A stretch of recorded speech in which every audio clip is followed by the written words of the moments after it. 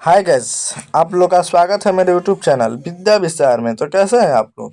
मैं आशा करता हूं कि आप लोग मस्त होंगे, स्वस्थ होंगे और मन लगाकर पढ़ाई कर रहे होंगे।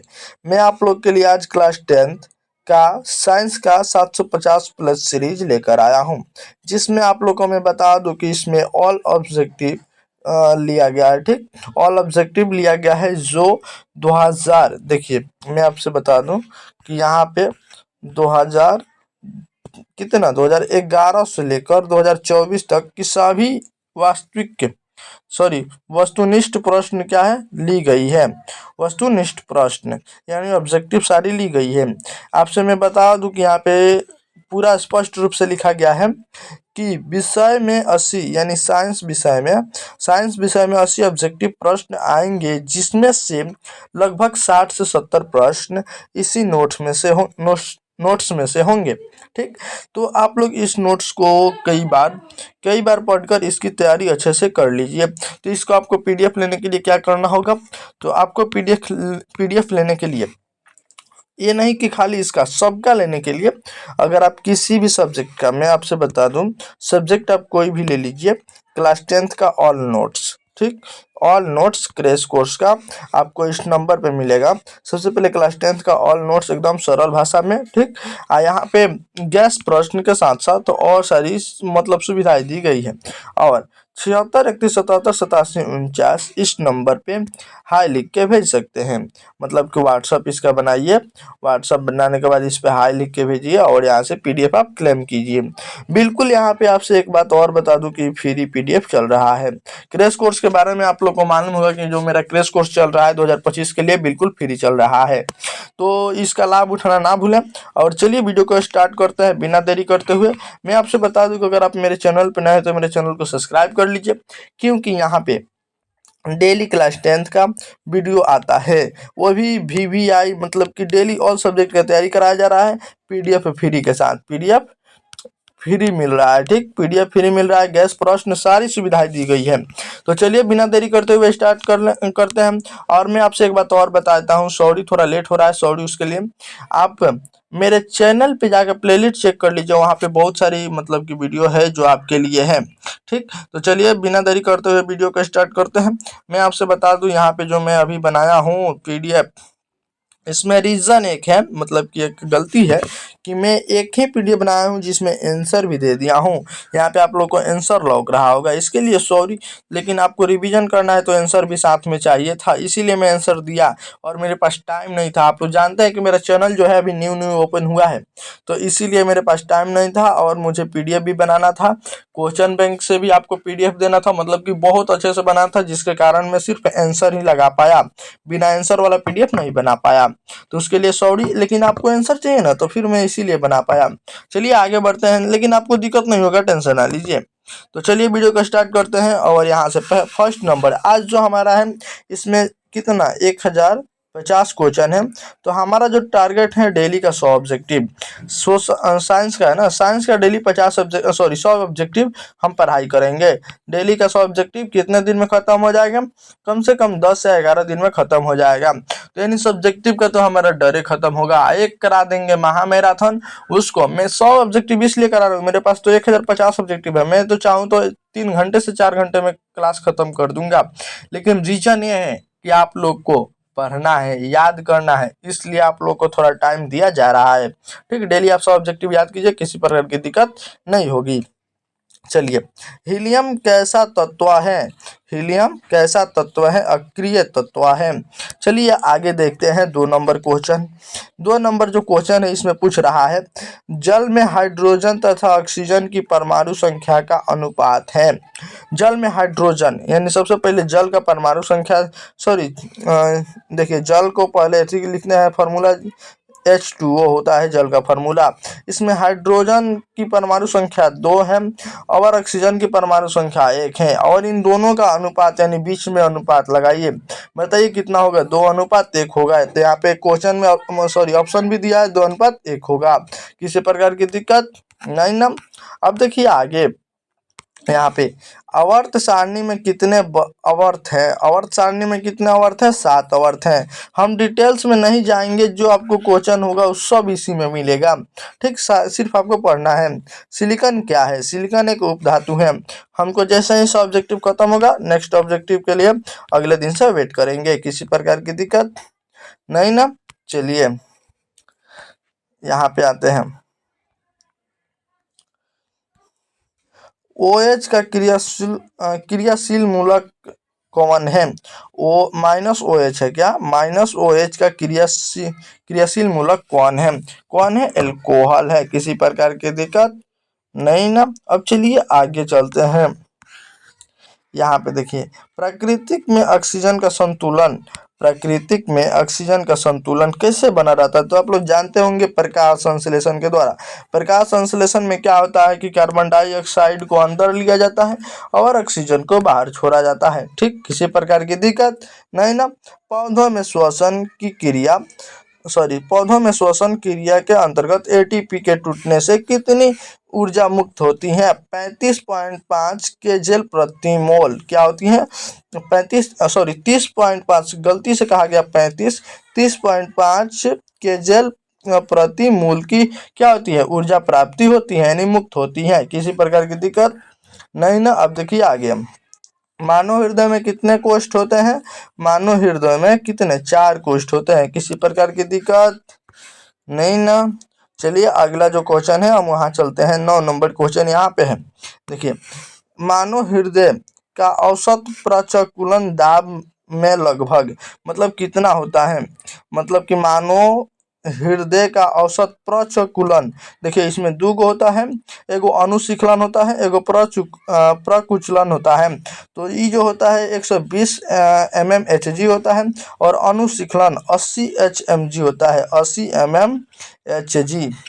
यहाँ पे m छूट गया, mmHg होता है, 80 mmHg। ये क्या होता है, अनुशीखलन होता है, याद रखिएगा। यहाँ पे प्रकुचलन और ये अनुशीखलन 2 गो याद रखिएगा। जितना, जैसे एक ट्रिक बता दूं आपसे, प्रकुचलन यानी यहाँ पे छोटा लिखा है क्या ना, अनुशीखलन यानी बहुत बड़ा है, तो जिसमें 12 होगा उसमें छोटा का प्रयोग होगा, क्योंकि 120 जो बड़ा है और ये वाला छोटा है, तो छोटा से 12 मिल रहा है, और ये वाला 80 छोटा है, और अनुशीखलन क्या है, अनुशीखलन क्या है, 12 है, तो ये 12 से छोटा मिल रहा है। इसमें उल्टा होता है, अगर आपको छोटा लग रहा है तो 12 वाला मार लीजिएगा, यहाँ पे 12 लग रहा है तो छोटा वाला मार लीजिएगा। खाली ऐसे आप याद कर सकते हैं ट्रिक से। देखिए, पौधों में वाष्पोत्सर्जन की किस भाग में होता है, यहाँ पे जो वाष्पोत्सर्जन होता है, यानी पानी जो गिरता है किस भाग से गिरता है। आप लोग देखिएगा, सुबह में आप जाइएगा ना तो देखिएगा किसी वृक्ष पे, वहां पे पाता पे पानी थोड़ा थोड़ा एक मतलब कि निकला होगा, उसी को वाष्पोत्सर्जन कहते हैं। किसी प्रकार की दिक्कत नहीं ना। आप चलिए आगे। कृत्रिम वृक्क किन अपशिष्ट उत्पादों को रुधिर से अवरोहण द्वारा पृथक करता है, मतलब कि जो अभी अभी कृत्रिम यानी क्या, नया वाला जो हम किडनी लगाते हैं विग, वो किन अपशिष्ट पदार्थों को क्या करता है, बाहर करता है, नाइट्रोजन। क्या, नाइट्रोजन। बहुत सारी है लेकिन नाइट्रोजन का ज्यादा। अब चलिए आगे आगे देखते हैं। हाइड्रा में प्रजनन किस विधि से होता है, हाइड्रा में प्रजनन किस विधि से होता है, मूलुकन विधि से। किसी प्रकार की दिक्कत नहीं ना। चलिए आगे देखते हैं। 13 नंबर क्वेश्चन, किसी माध्यम के अपवर्तनांक म्यू, क्या, म्यू का मान होता है। आप लोग जानते होंगे कि अपवर्तनांक का मान कितना होता है, साइन आई बाई होता है sine r, sine i by sine r. किसी प्रकार की दिक्कत। अच्छा आप लोग बताइए, तो ये जो साइन आई है और ये आर है, इसको क्या कहते हैं, इसको कहते हैं अपवर्तन कोण, इसको कहते हैं अपवर्तक कोण, इसको कहते हैं प्रवर्तन कोण, इसको कहते हैं अपवर्तन कोण। ठीक, ये जानते हैं कहाँ होता है? जब भाई मान लीजिए रेखा थी, माध्यम हो गया, इस माध्यम से प्रकाश आ रही है, इधर मुड़ जा रही है, तो यहाँ पे एगो अभिलंब होता है। आप लोग को एक बार याद दिलवा दूं, यहाँ पे एगो कोण बनेगा, एगो यहाँ पे बनेगा, तो इन दोनों को sine i by sine r को क्या कहा जाता है? अपवर्तनांक कहा जाता है। ठीक, आप लोग फिजिक्स पढ़े होंगे तो वहाँ पे आपको मालूम होगा। अब देखिए, दाढ़ी बनाने में कौन सा दर्पण का उपयोग किया जाता है? दाढ़ी बनाने में कौन सा दर्पण का उपयोग किया जाता है? यहाँ पे दिया ऑप्शन दिया है, देखिए, समतल दर्पण, उत्तल दर्पण, कौन सा दर्पण का उपयोग किया जाता है? इधर दो को ऑप्शन और दिया होगा। ठीक, किसी प्रकार की दिक्कत नहीं ना? देखो, हमको थोड़ा सा गजन इसलिए सहना पड़ रहा है कि हम इस पेज पे पूरा लिंक लगा दिए हैं, अगर हम कहीं भी क्लिक करें तो मेरे चैनल पे जाएंगे। ठीक, अब देखिए यहाँ पे क्या अवतल दर्पण में होगा कि दाढ़ी बनाने में किस दर्पण का उपयोग किया जाता है? अवतल दर्पण का प्रयोग किया जाता है। किसी प्रकार की दिक्कत? अब देखिए आगे, स्पेक्ट्रम में किस रंग की किरण का झुकाव अधिक होता है? देखिए, एगो ऐसे मतलब कि प्रिज्म होता है। ठीक, आपसे मैं बता दूं, एगो प्रिज्म होता है, इसे याद रहेगा आपको ना, ऐसे प्रिज्म होता है, ये प्रकाश पट्टी होता है। ठीक, ये वाला। अब देखिए, ये प्रिज्म हो गया, यहाँ से एक श्वेत प्रकाश गुजरेगा, ऐसे गुजारिए, ऐसे। ठीक, इसका रंग दूसरा लेते हैं इधर। अभी इधर से ऐसे जाएगा, यहाँ से जब निकलेगा तो ऐसे 7 को रंग में बांटेगा। ठीक, 7 गो रंग में। तो सबसे पहले तो है तो गया ऐसे, थोड़ा सा ना झुकाव है ऊपर वाला, ऊपर वाला का आप देखिएगा तो झुकाव क्या है? थोड़ा सा है, ऊपर वाला का झुकाव थोड़ा सा है। तो इसलिए ऊपर जो होता है लाल होता है और नीचे बैगनी होता है। क्या होता है? बैगनी, या नीला भी कभी कभी देता है, बैगनी। ठीक, तो आपसे पूछेगा कि किस किरण का झुकाव अधिक होता है, तो यहाँ पे देखिए सबसे ज्यादा ऐसे जा रही है। ठीक, और यहाँ पे सबसे ज्यादा नीचे को जा रही है कि नहीं? तो बहुत ज्यादा झुकाव रहा है, यहाँ पे कोर ज्यादा बन रहा है कि नहीं? तो इसलिए अधिक झुकाव कौन है? बैगनी है। और वही अगर आपसे पूछा जाए कम झुकाव वाला, तो लाल है। किसी प्रकार की दिक्कत नहीं ना? लाल होगा कम झुकाव वाला। अब चलिए आगे, क्या है? आगे चलते हैं, किसी प्रकार की दिक्कत नहीं ना? चलिए आगे, विद्युत फ्यूज धारा के किस प्रभाव पर कार्य करता है? विद्युत जो फ्यूज होता है, आप लोग देखे होंगे घर में भी, चाहे कहीं भी, गर्म होता है उड़ जाता है, मतलब कि उसमें ज़्यादा अगर कहीं आपको फॉल्ट दिखेगा, कहीं अगर आदमी सट भी गया तो वो क्या होता है? गर्म होता है, उड़ जाता है। तो यहाँ पे क्या है? उष्मीय धारा पे क्या है? उष्मीय विद्युत धारा के प्रभाव पे क्या करता है? काम करता है। गर्म होगा टूट जाएगा। अब देखिए आगे, किस कुंडली का प्रतिरोध ज्ञात करने के लिए सूत्र है? सॉरी, किसी कुंडली का प्रतिरोध ज्ञात करने के लिए कौन सा सूत्र अपनाया जाता है? तो यहाँ पे सूत्र अपना जाता है V बराबर आई आर। आप लोग ई वाला याद कर लीजिएगा, बहुत मस्त है, V बराबर आई आर। यहाँ पे सिर्फ R को बचा के यहाँ पे I गुना कर रहा था, तो इधर भाग करा दिया है V में I से, और R बराबर लिख दिया गया है। ऐसे देगा, V बराबर आई आर भी दे सकता है, या R बराबर V बाई आई दिया है, जैसे कि यहाँ पे दिया है। ठीक, किसी प्रकार की दिक्कत नहीं ना? तो भी बराबर आई आर याद रखिएगा। अब देखिए आगे, डायनोमो से किस प्रकार की धारा प्राप्त होती है? इसमें जो होती है दोनों धारा प्राप्त होती है। यहाँ पे दृष्ट धारा यानी डीसी और परिवर्ती धारा यानी एसी, दोनों धारा क्या होती है? इनसे क्या होती है? निकलती है। किसी प्रकार की दिक्कत नहीं ना? 19 नंबर जो क्वेश्चन है, देखिए, डेंगू उत्पन्न करने वाले मच्छर किस तरह के जल में पाए जाते हैं? सबसे मोस्ट इंपोर्टेंट क्वेश्चन, ये आप लोग को जीवन में भी याद रखना है, बहुत जरूरी है। ठीक, अब देखिए, डेंगू जो उत्पन्न होता है मच्छर से, वो साफ जल में पाए जाते हैं। ठीक, और जो मलेरिया उत्पन्न होता है ना, वो गंदा जल में पाया जाता है। इसको बात याद रखिएगा। मतलब कि आपको लगे कि किसी व्यक्ति को डेंगू हुआ है, तो याद रखिएगा उसको साफ जल में जो मच्छर उत्पन्न होता है वो काटा है, और जब गंदा जल में मच्छर उत्पन्न होगा वो काटेगा, तो वहाँ पे क्या होगा? मलेरिया उत्पन्न होगा। किसी प्रकार की दिक्कत नहीं ना? चलिए आगे देखते हैं। यहाँ पे 20 नंबर क्वेश्चन क्या है? निम्न में कौन कौन बायोगैस ईंधन का स्रोत नहीं है? क्या स्रोत नहीं है? मतलब कि कौन जो होता है बायोगैस ईंधन का बायोगैस ईंधन नहीं है सीधा सीधी। तो लकड़ी जो होता है बायोगैस के ईंधन का स्रोत होता है, मतलब समान होता है। गोबर गैस भी, कोयला भी, लेकिन नाभिकीय ऊर्जा नहीं होता है, नाभिकीय ऊर्जा नहीं होता है। देखिए यहाँ पे थोड़ा बैकग्राउंड आवाज आ रहा होगा, उसके लिए सॉरी, क्योंकि मैं हूँ जो गांव में हूँ, और गांव में आप लोग जानते हैं थोड़ा सा तो मतलब ये घर में हूँ फिर भी अब बैकग्राउंड आवाज तो आता है, सॉरी उसके लिए। अब चलिए आगे यहाँ पे देखते हैं 21 नंबर।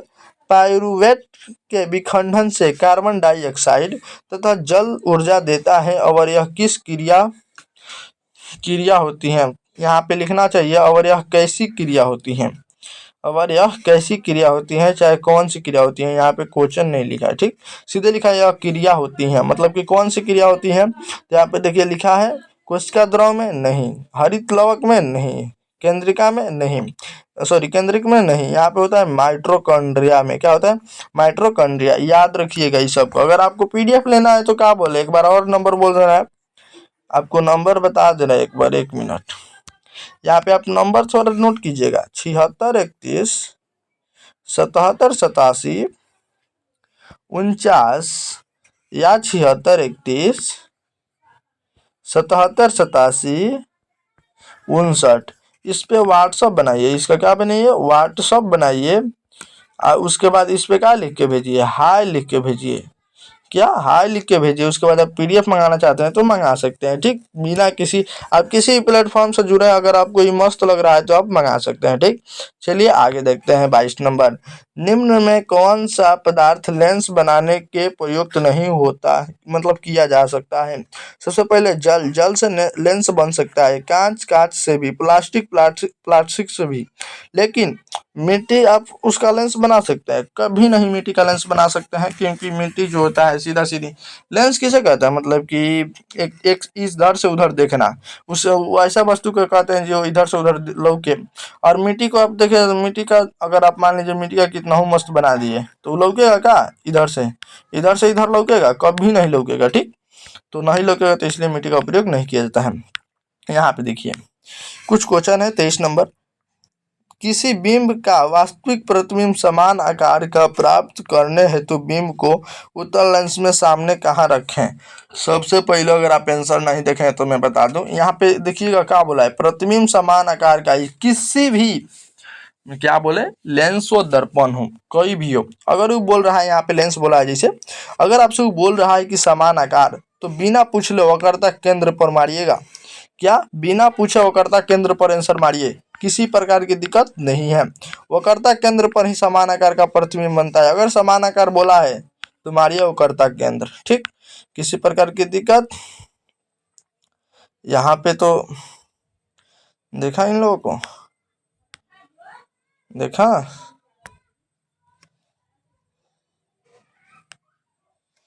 चलिए यहाँ पे थोड़ा टिप आ गया था। सामान्य दृष्टि से बेशक के लिए सुस्पष्ट दर्शन किसके अल्पत दूरी लगभग होती है।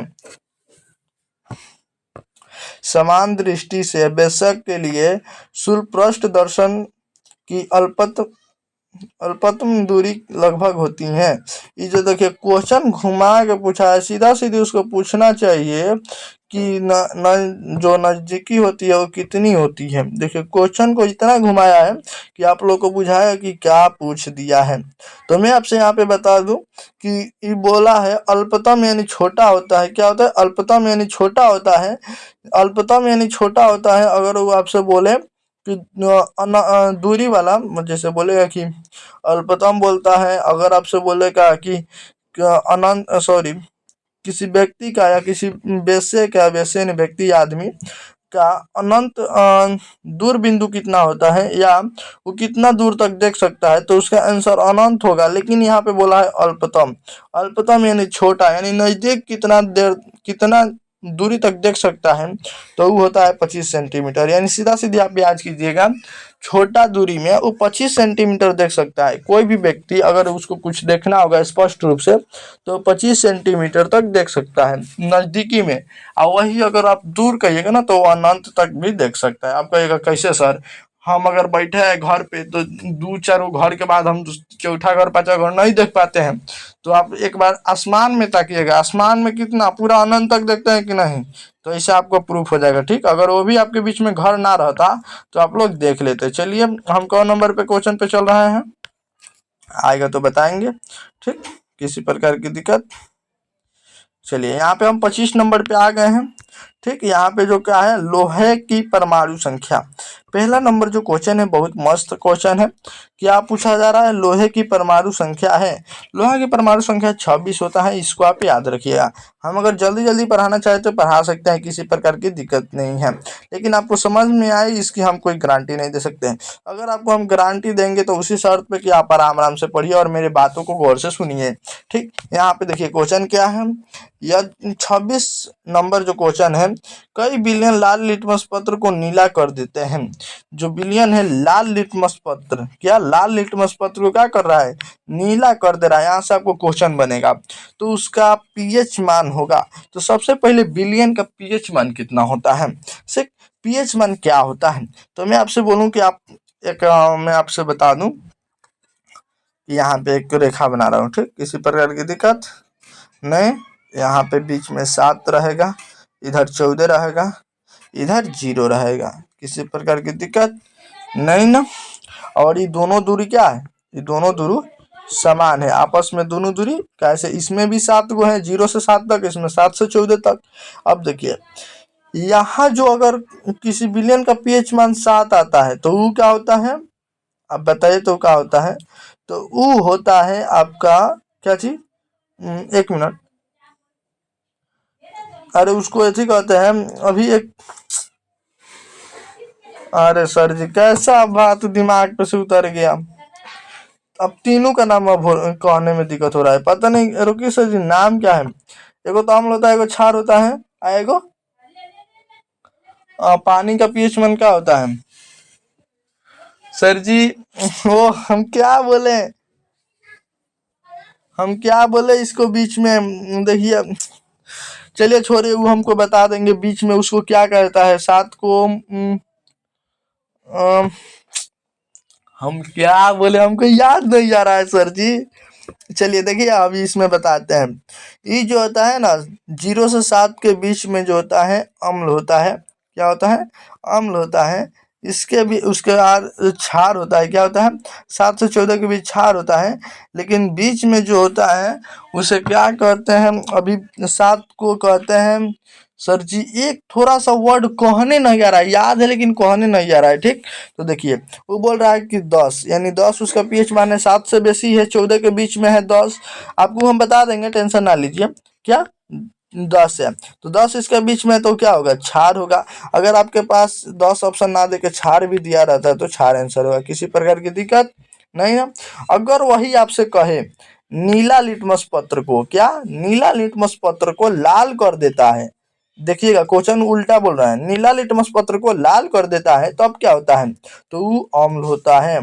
ठीक, इसको कहते हैं उदासीन। देखिए सर जी अभी याद पड़ा किसी प्रकार, मतलब हम कहने नहीं आ रहा था, इस 7 को उदासीन विलयन कहते हैं, क्या उदासीन विलयन कहते हैं। अगर आपसे कोई पीछे की जल का पीएच मान कितना होता है तो उसका 7 होता है, और 7 क्या होता है, उदासीन होता है, किसी प्रकार की दिक्कत नहीं ना। चलिए आगे, यहाँ पे आधुनिक आवर्त सारणी में वर्गों की संख्या होती है 18 होती है, ये आपसे हम पहले ही बताए हैं। वर्गों की संख्या 18 होती है और आवर्त की संख्या 7 होती है, किसी प्रकार की दिक्कत नहीं ना। चलिए आगे, -CHO 28 नंबर जो हमारा क्वेश्चन है, -CHO अभिक्रिया मूलक को कहते हैं, माने किस अभिक्रिया मूलक को कहते हैं, एल्डिहाइड को कहते हैं, किसी प्रकार की दिक्कत नहीं ना, एल्डिहाइड को कहते हैं। अब देखिए यहाँ पे से निम्नलिखित में से कौन सा पद विद्युत परिपथ में विद्युत शक्ति को निरूपित नहीं करता है।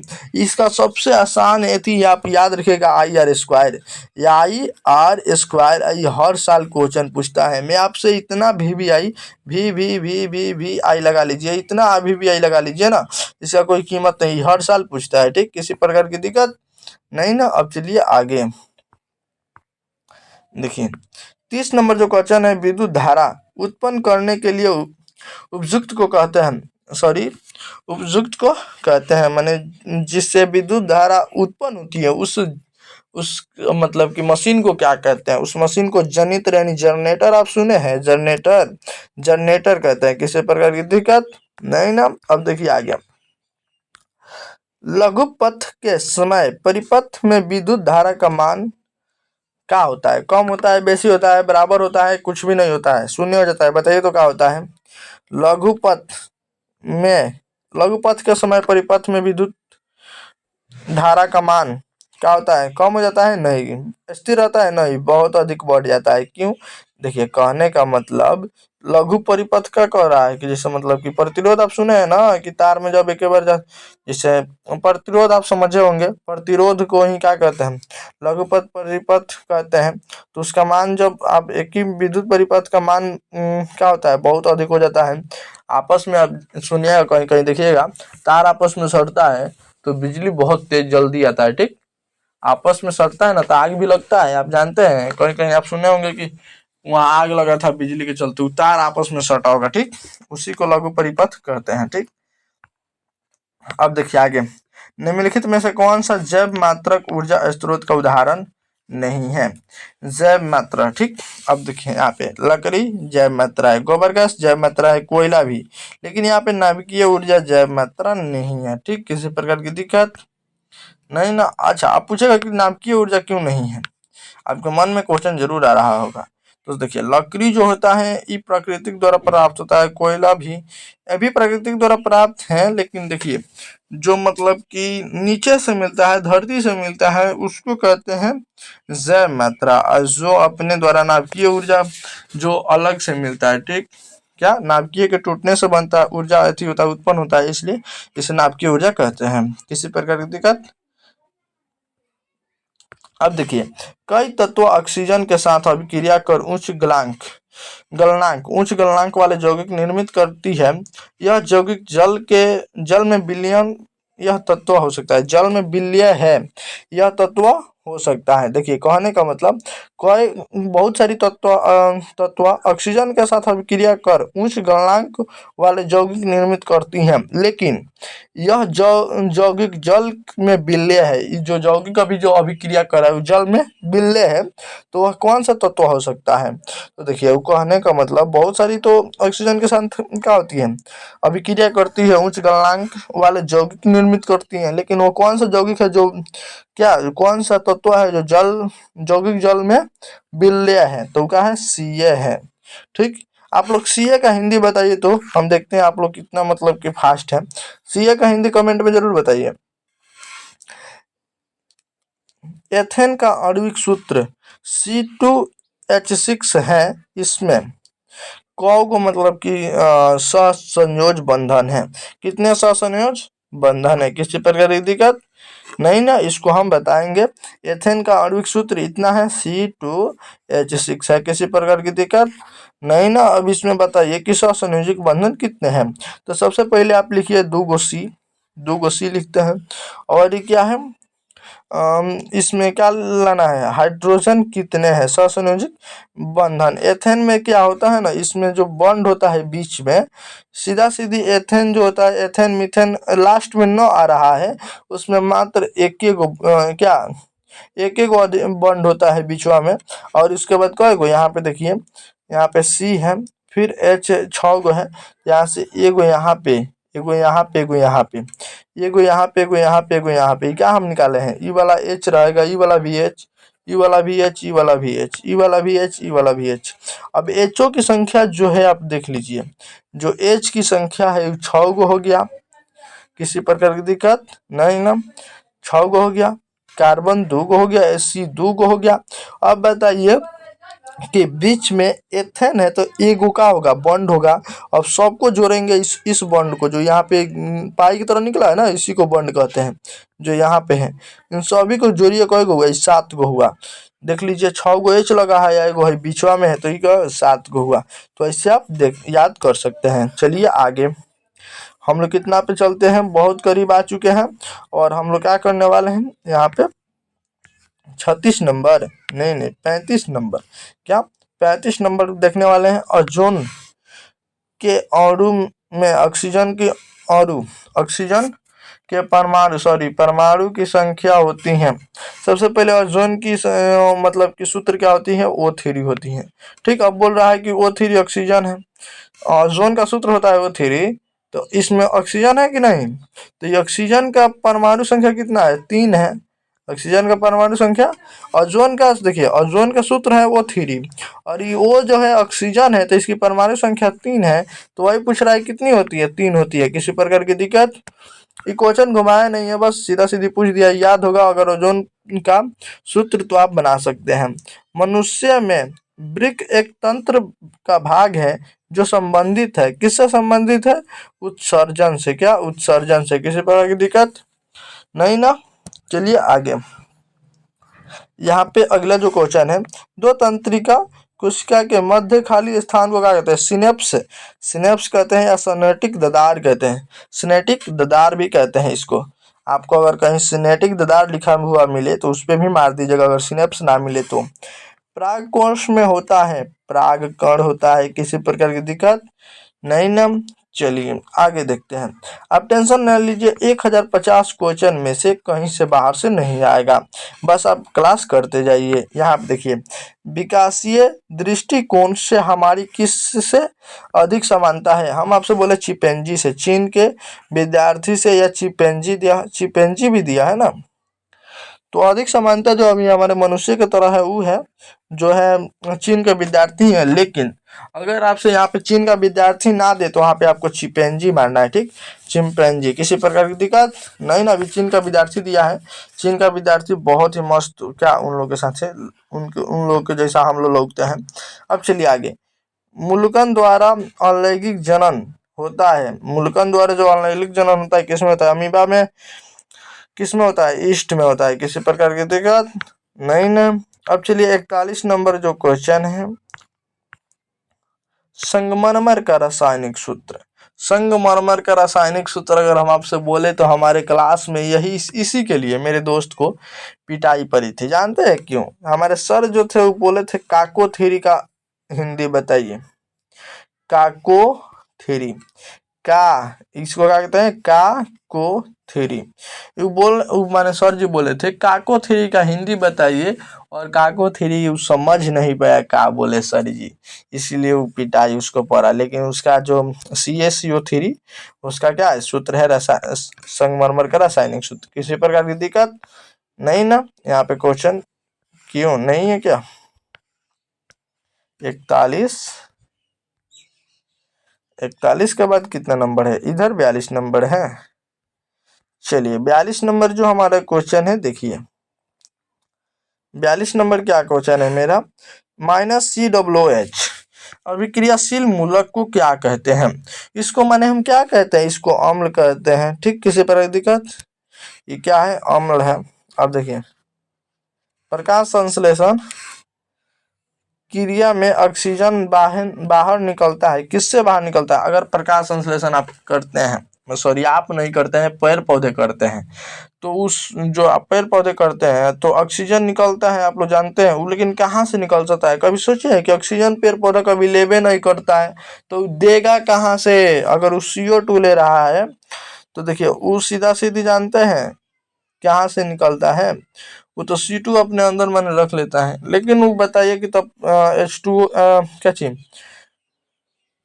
ऑक्सीजन, वो कहाँ से निकलता है, तो वो निकलता है जल से, H2O से। आप लोग जानते होंगे कि इसमें जल में H2O होता है, धरती से क्या होता है, पेड़ पौधे जल ग्रहण करते हैं, जल ग्रहण करने के बाद इसमें का हाइड्रोजन रख लेते हैं, ऑक्सीजन को छोड़ देते हैं। किसी प्रकार की दिक्कत नहीं ना। अब देखिए, मैग्नीशियम पाया जाता है, मैग्नीशियम क्लोरोफिल में। ऐसे हम जल्दी समाप्त कर सकते हैं, लेकिन धीरे धीरे पढ़ाना आपको याद होना चाहिए। विद्युत बल्ब का तंतु बना होता है टंगस्टन से, किसी प्रकार की दिक्कत नहीं। अच्छा, हीटर का जो होता है, आप लोग हीटर ऐसे देखे होंगे, गोल में एगो रहता है, यहाँ से ऐसे स्टार्ट होगा, ऐसे ऐसे एगो हीटर जो होता है ना, वो रेड जलता है, तो उसका जो बना होता है धातु किससे बना होता है बताए तो। उसका आप लोग क्या ठीक क्या कहते हैं, आप क्या कीजिएगा, कमेंट कीजिएगा। नाभिकीय ऊर्जा प्राप्त करने हेतु आवश्यक है। नाभिकीय ऊर्जा के लिए हमको किसकी जरूरी है? यूरेनियम की। क्या चीज की? यूरेनियम की। चलिए आगे देखते हैं। ग्लोबल वार्मिंग के लिए उत्तरदायी गैस है CO2। किसी प्रकार की दिक्कत नहीं। 50 नंबर हम पढ़ा दिए, और इधर 49 नंबर और 48 नंबर, इधर पढ़ा दिए 44 नंबर, यानी 45 से 48 छूटा है, तो किसी प्रकार की दिक्कत नहीं यहाँ पे होगा। ठीक, यहाँ पे है। इंसुलिन की कमी के कारण रोग होता है, बताइए कौन सा रोग होता है? मधुमेह होता है। किसी प्रकार की दिक्कत नहीं ना है। देखिए, दृश्य प्रकाश में किस वर्ण का तरंग दैर्घ्य अधिकतम होता है? अब सीधा सीधे पूछा ना, तरंग दैर्घ्य किसका अधिक होता है? वो भले कुछ शुरुआत में कह रहा है, प्रकाश का रंग है तो वो लाल होगा। क्या होगा? लाल होगा। किसी प्रकार की दिक्कत नहीं ना। आंसर क्या होगा? लाल होगा यार। तरंग दैर्घ्य अधिक है, लाल होगा। कम है, बैगनी होगा। झुका अधिक है, बैगनी होगा। कम झुका है, लाल होगा। ठीक, ऐसे आप याद कर सकते हैं। विद्युत का सही मात्रक वाट, सॉरी विद्युत शक्ति है। ठीक, देखिए बहुत लड़का इसमें क्या होता है, घबरिया जाता है। विद्युत शक्ति का जो सही मात्रक होता है वाट होता है। ठीक, किसी प्रकार की दिक्कत। ठीक, आगे चलिए। 50 नंबर तक हम पढ़ा दिए हैं। 47 48 से भी पढ़ा दिए, थोड़ा सा छोटा था वो बता दिए। अब हम 51 से चलते हैं। यहाँ पे लिटमस, क्या लिटमस विलयन बैगनी रंजक होता है जो निम्न में किससे निकाला जाता है? जो हम आपसे बोले लिटमस पात्र ऐसे भी कहते हैं लोग कि लिटमस पात्र किससे प्राप्त होता है, लेकिन असल में देखा जाए तो लिटमस विलयन बैगनी रंजक रंजक किससे प्राप्त होता है? तो लाइकेन के पेड़ से, या शॉर्टकट में कोई कहते हैं लिटमस विलयन या लिटमस पात्र किससे प्राप्त होता है? तो लाइकेन के पेड़ से। किसी प्रकार की दिक्कत नहीं ना। चलिए आगे। 51 नंबर हम लोग अर्ध क्या बोल मार दिए हैं, हाफ सेंचुरी मार के 2 रन एक्स्ट्रा भी ले लिए हैं। 1 रन एक्स्ट्रा लिए हैं, दूसरा रन ले रहे हैं। ठीक, जब सोडियम हाइड्रोक्साइड जिंक से अभिक्रिया करता है तो कौन सा उत्पाद बनाता है? सबसे पहले क्या सोडियम हाइड्रोक्साइड जिंक से अभिक्रिया करता है। ठीक, तो क्या बनाता है? Na2ZNO2 प्लस H2O बनाता है। किसी प्रकार की दिक्कत, मतलब वो पानी को पहले हाइड्रोजन को शायद बाहरी कर देता है, बस याद रखना। सोडियम हाइड्रोक्साइड से जिंक जो होता है सट जाता है और हाइड्रोक्साइड को बाहरी निकालता है। ठीक, मतलब कि सोडियम से जिंक सट जाएगा और हाइड्रोक्साइड को बाहरी निकाल देगा। अब चलिए आगे। किसी भी उदासीन विलयन, आपसे बोले थे ना, याद नहीं आ रहा था, उदासीन विलयन का पीएच मान कितना होता है? 7 होता है। किसी प्रकार की दिक्कत नहीं। एक बार और क्वेश्चन को बता दें। इस क्वेश्चन जो होता है हर साल रहता है। ठीक, यहाँ पे 0 7 14, अगर आपसे कोई पूछे कि पीएच मान कहाँ से स्टार्ट होता है, तो 0 से, समाप्त कहाँ पे होता है? 14 पर। उदासीन विलयन का पीएच मान 7, तो अम्ल का पीएच मान कितना होता है? 0 से 7 के बीच में अम्ल होता है। क्या होता है? अम्ल होता है। याद रखिए, 0 से 7 के बीच। 7 से 14 के बीच क्या होता है? क्षार होता है। किसी प्रकार की दिक्कत नहीं ना। चलिए स्टार्ट करते हैं बिना देरी के आगे। 53 देखिए, बेकिंग सोडा का रासायनिक सूत्र है NaHCO3, यानी nitrogen by carbonate, sorry sodium by carbonate, oh sodium by carbonate है, सोडियम बाई कार्बोनेट। NaHCO3 का ऐसा नाम है, बेकिंग सोडा। किसी प्रकार की दिक्कत नहीं ना। चलिए यहाँ पे देखिए, एकारेजिया मिश्रण में HCl एवं HNO3 का अनुपात होता है। कितना होता है? 3:1 होता है। ठीक, किसी प्रकार की दिक्कत नहीं। चलिए आगे। 55 नंबर हो गया, हम आ रहे हैं 56 नंबर पे। किसी प्रकार की दिक्कत ना होते हुए। ठीक, देखिए अब ज्यादा क्वेश्चन नहीं है। द्विखंडन होता है, किस में होता है? अमीबा में होता है। चलिए, फूल में नर प्रजनन अंग होता है। फूल में नर प्रजनन अंग होता है पुंकेसर। किसी प्रकार की दिक्कत नहीं ना। अब देखिए, अंडाशु निषेचित होता है, क्या होता है? फेलोफिल नलिका में, ठीक, फेलोफिल नलिका में। योनि में नहीं होता है, आप लोग याद रखिएगा। अगर भाष्य में नहीं होता है, अंडाशय में नहीं होता, फेलोफिल नलिका में होता है। लेकिन ये जो तीनों है इसका भाग है, ठीक, किसी प्रकार की दिक्कत नहीं ना। चलिए आगे देखते हैं। अवतल लेंस का आवर्धन बराबर होता है एम बराबर वी बाई यू के। आवर्धन क्या चीज से सूचित होते हैं? एम से। यहाँ पे वी बाई यू। यहाँ पे क्या पूछ रहा है? लेंस पूछ रहा है, तो प्लस में होगा, वही पूछता है दर्पण, दर्पण माइनस। किसी प्रकार की दिक्कत?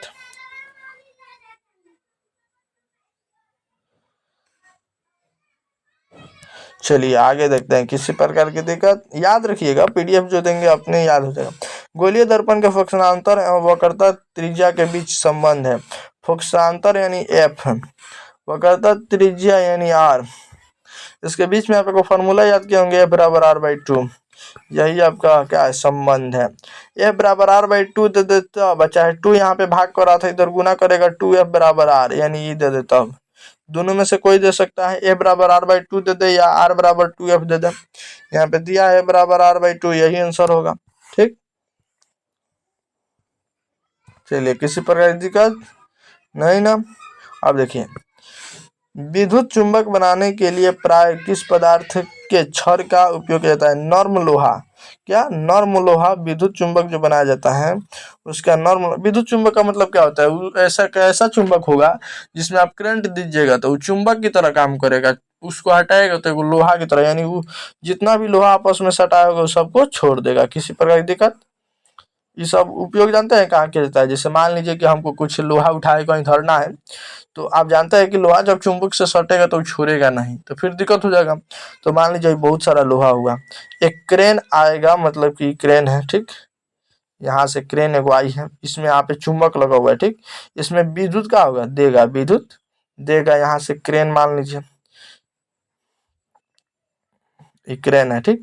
अब विद्युत देगा, इसको क्या करेगा? नीचे लाकर सटा लेगा, ठीक। और ले जाके मान लीजिए इसको यहाँ पे गिराना है, तो यहाँ पे ले जाएगा, ठीक, यहाँ पे ले जाएगा, विद्युत यहाँ से क्या कर देगा? कट कर देगा, जिसके कारण ये अपने आप लोहा नीचे गिर जाएगा, ठीक।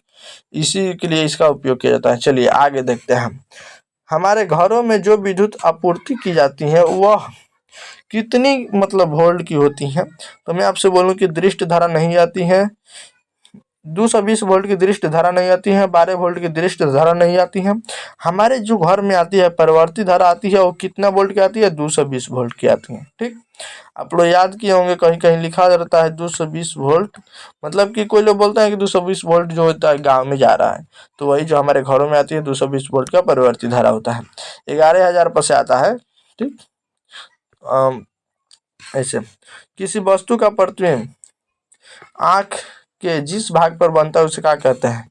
रेटिना कहते हैं। किसी प्रकार की दिक्कत नहीं ना। चलिए आगे। एक स्वच्छ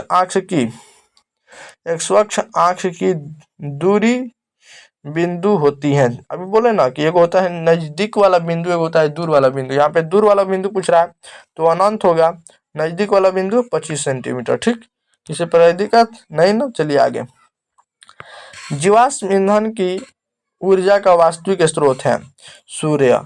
जो जीवाश्म ईंधन है उसका मतलब कि एगो ऐसा पहचान, वास्तविक स्रोत कौन है? सूर्य है। किसी प्रकार की दिक्कत नहीं ना। अब चलिए, विद्युत चुंबकीय प्रेरक की खोज किसने की थी? फ्राडे ने की थी। यहाँ पे आंसर इसका यहीं पे है।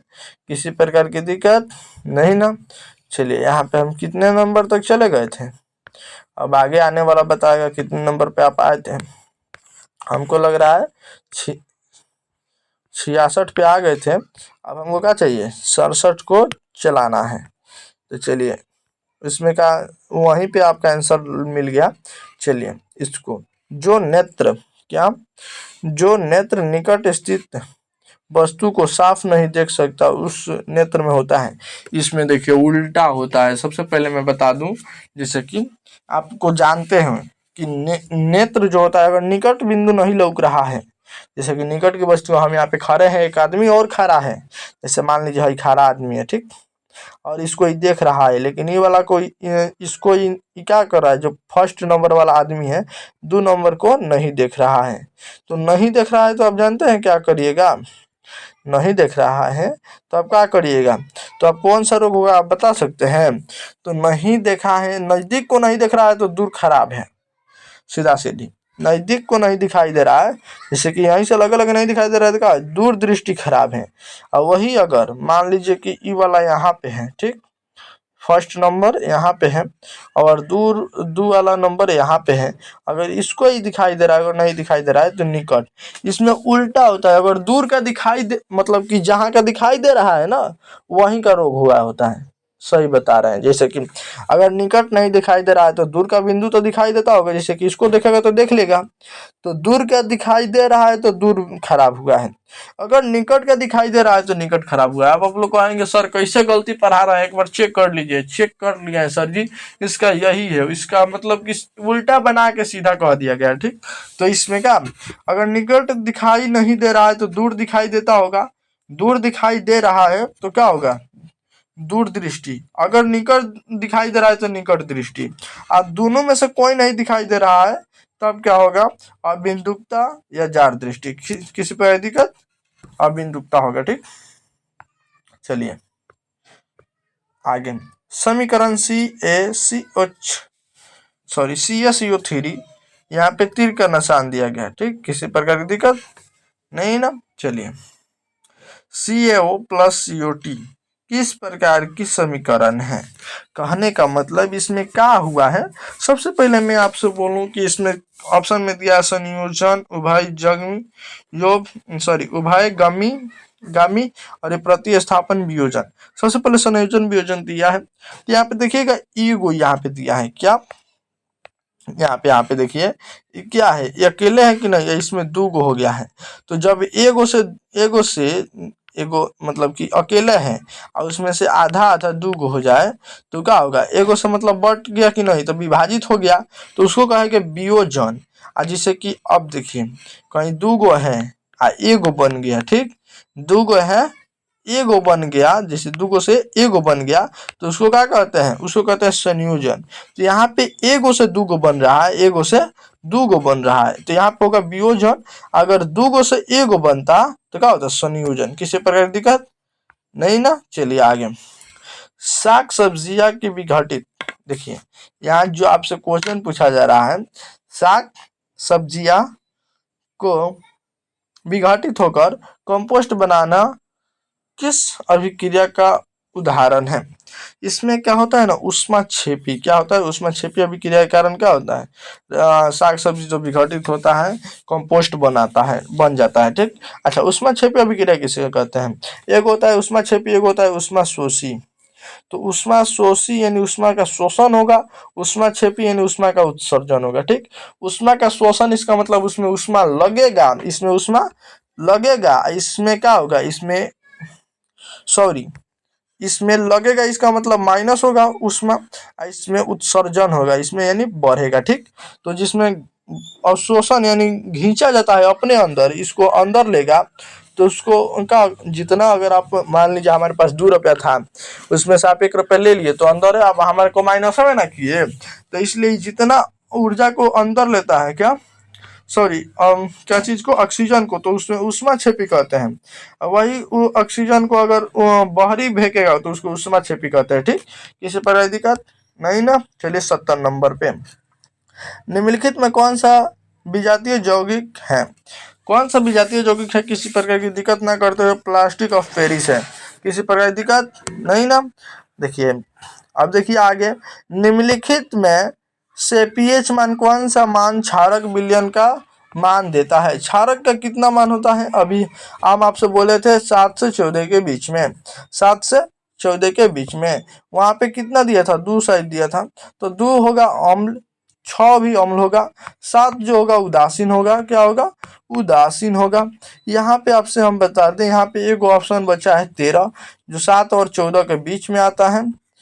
अब आप कहेंगे 7 भी तो 7 उदासीन है, 7 के बाद यानी 7.1 7.2 14 तक, क्या 14 तक क्या होगा 14 तक क्या होगा, क्षार होगा, क्षार होगा। तो यहाँ पे 13 दिया है तो क्षार होगा। किसी प्रकार की दिक्कत नहीं ना। चलिए आगे। आगे जो क्वेश्चन दिया है, कौन सा उपधातु, क्या है, क्या दिया है क्वेश्चन, क्वेश्चन दिया है कौन सा उपधातु, सॉरी एक मिनट, कौन सा उपधातु कमरे के ताप पर द्रव होता है। देखिए इसमें दो गो होता है, सॉरी उपधातु नहीं, अधातु। क्या है, अधातु तो ब्रोमीन। अगर आपसे पूछा जाता है धातु कौन सा कमरे के ताप पे द्रव होता है, अधातु की जगह का अगर धातु लगा देता, क्या धातु लगा के आपसे पूछे तो आप क्या जवाब दीजिएगा। तो धातु में क्या होता है, पारा होता है। किसी प्रकार की दिक्कत नहीं ना। चलिए याद रखिएगा, शीशा और टीन की मिश्र धातु को कहा जाता है सोल्डर। ठीक। अब देखिए ऑक्सीजन में क्या, ऑक्सीजन के दो अणु, दो परमाणुओं के बीच कितने बंध होते हैं। आपसे बता दें कि हाइड्रोजन में, ऑक्सीजन में, और एक और होता है ना, इसमें एगो इसमें दूगो, एक और होता है ब्रो, किधर गया,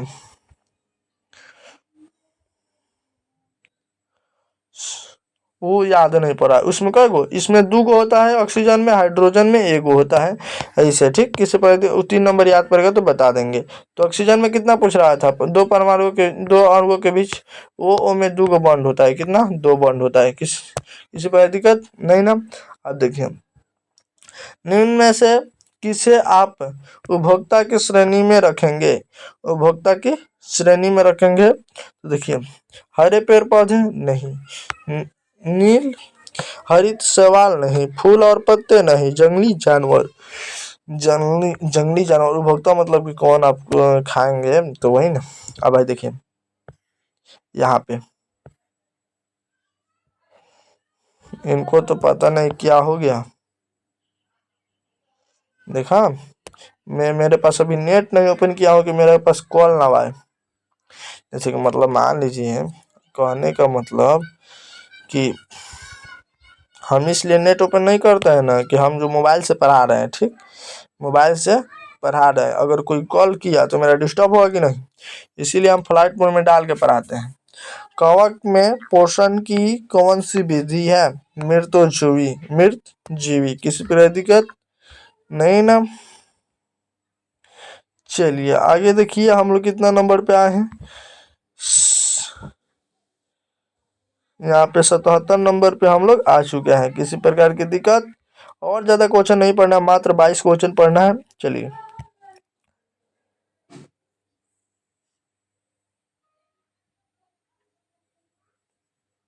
मुल्कन द्वारा प्रजनन किसमें होता है, मुल्कन द्वारा प्रजनन किस में होता है, मुल्कन द्वारा जो प्रजनन होता है ईस्ट में होता है। किसी प्रकार की दिक्कत नहीं ना। अब देखिए, नहीं थोड़ा सा ऊपर करने दीजिए, मानव में डायलाइसिस थैली कहलाता है नेफ्रॉन।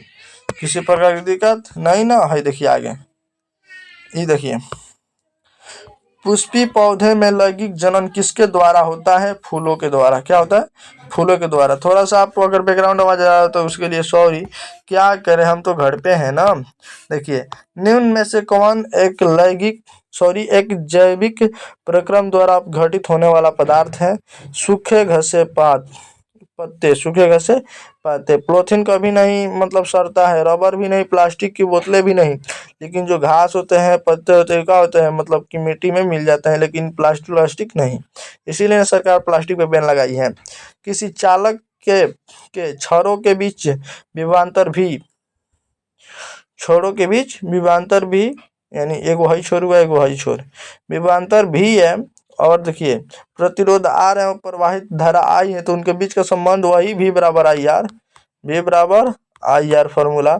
इसमें आर निकाल लिया गया है, तो आर निकालिएगा तो जो आई यहाँ पे गुना कर रहा था इधर आके भाग करेगा, यानी आर बराबर भी बाई आई, यही वाला फॉर्मूला लगाना होगा। किसी पर दिक्कत नहीं ना। चलिए 81 को तो अब मात्र 19 गो है, ठीक, उसको भी देख लीजिए। 100 वाट का विद्युत बल्ब 250 वोल्ट के विद्युत मेन से जोड़ा जाता है, बल्ब से प्रवाहित धारा का मान होगा।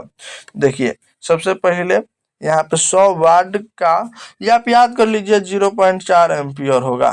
ठीक, किसी पर दिक्कत नहीं ना। सबसे पहले कि देखिए 100 वाट का विद्युत बल्ब 250 वाट, सॉरी 250 वोल्ट के विद्युत मेन से जोड़ा जाता है, तो उसका प्रवाहित धारा कितना होगा? 0.4 एम्पियर होगा। किसी प्रकार की दिक्कत नहीं ना। चलिए आगे, देखा इसको।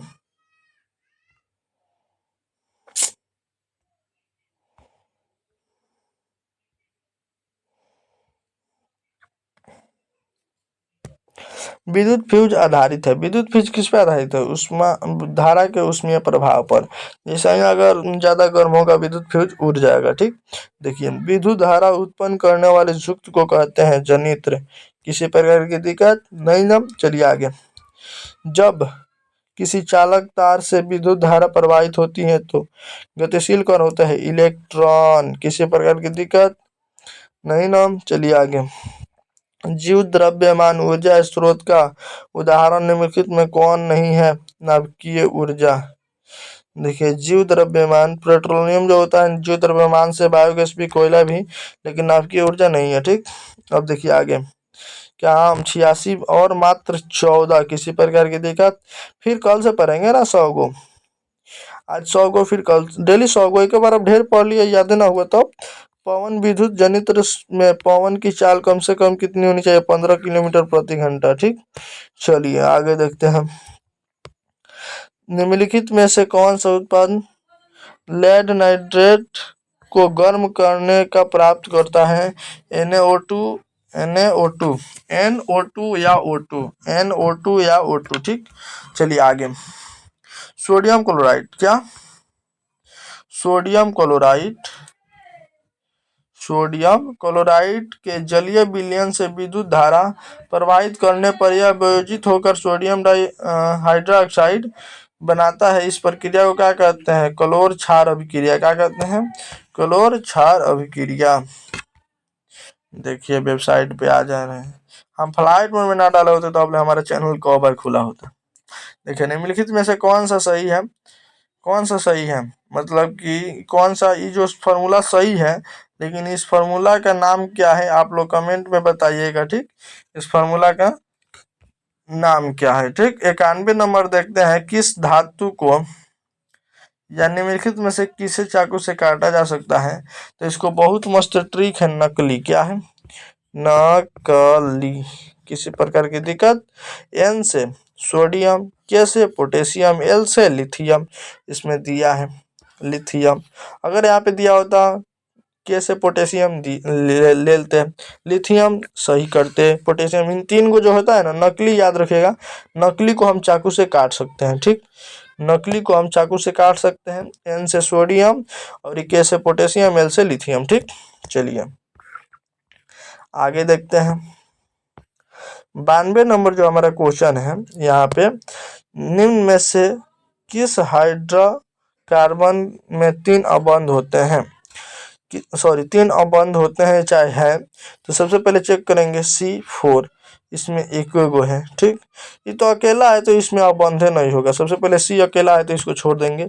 अब देखिए इसमें C 2 गो है। ठीक, और इसमें हाइड्रोजन 6 गो लेना है, तो इसमें उसी वक्त ना क्या चाहिए? हाइड्रोजन 6 गो लेना है, तो फिर ये भी नहीं होगा।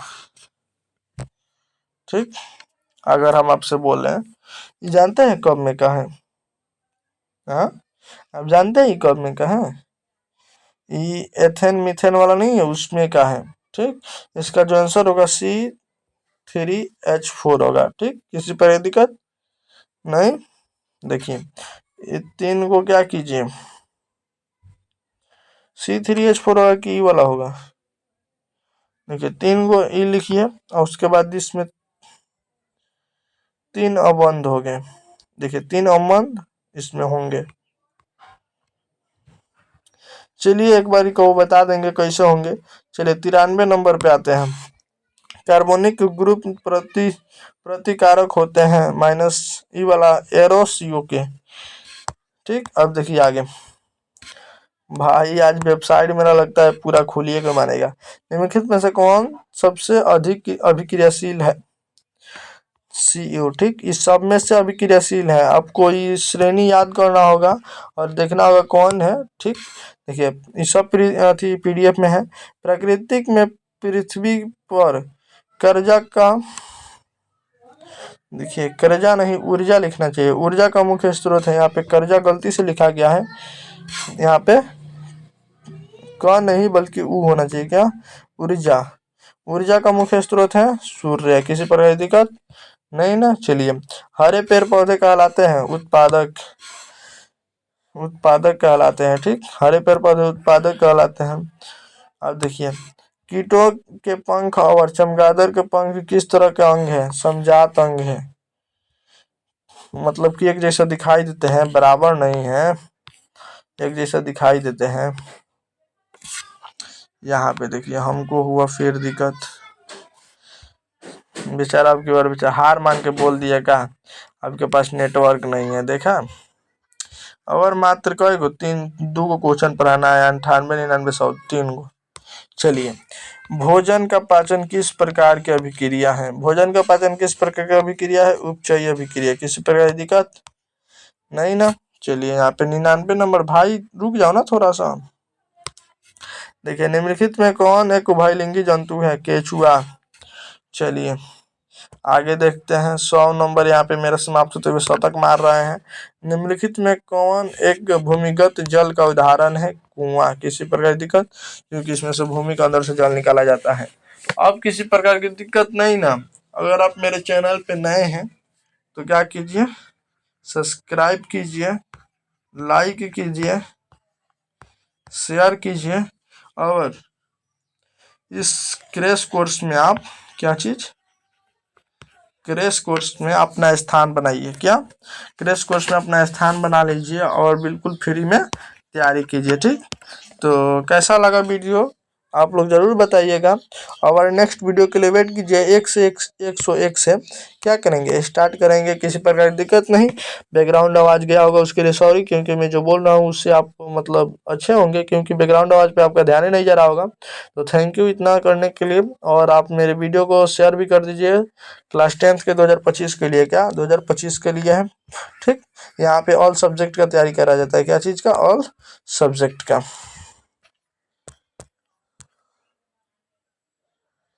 ठीक। किसी प्रकार की दिक्कत नहीं ना। तो चलिए मिलते हैं नेक्स्ट वीडियो में, तब तक के लिए bye. Thank you so much, और मन लगाकर पढ़ाई कीजिए।